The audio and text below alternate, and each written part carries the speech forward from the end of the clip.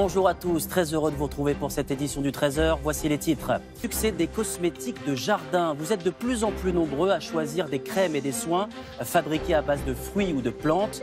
Vous en découvrirez les secrets de fabrication à la fin de ce journal. Voilà pour les titres, soyez les bienvenus. Vous êtes de plus en plus nombreux à vous tourner vers des produits locaux et naturels pour votre alimentation.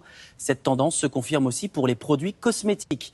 Les soins hydratants et autres crèmes à base de fruits, de légumes et de plantes connaissent un vif succès. Voici les secrets de fabrication des cosmétiques de jardin. Reportage en Corrèze et en région parisienne. Caroline Sins, Justine Veil.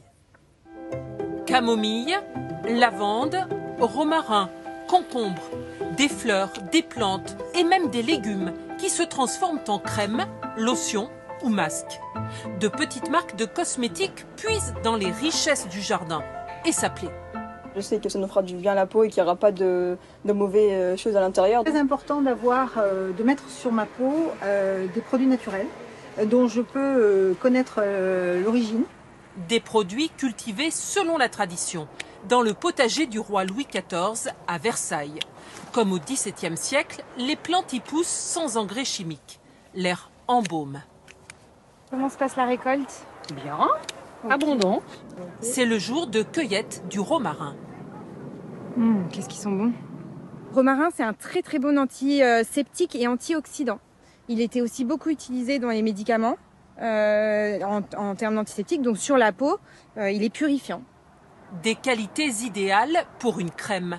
Cette jeune créatrice de cosmétiques a le privilège de se servir dans le potager du roi contre 5% de son chiffre d'affaires.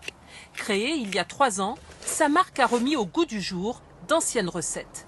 On s'est intéressé à ce qu'utilisaient les dames de la cour, les grandes dames à l'époque, parce que chaque moment de l'histoire a ses secrets de beauté, ça ne date pas d'aujourd'hui, les secrets de beauté. Et donc quand on s'est intéressé à ça, c'est un pharmacien qui a créé la marque, quand on s'est intéressé à ça, en fait on a découvert qu'ils utilisaient tout simplement des plantes du potager, des plantes à côté de chez eux. Des formules naturelles avec des ingrédients français, la recette du succès de ces cosmétiques du potager.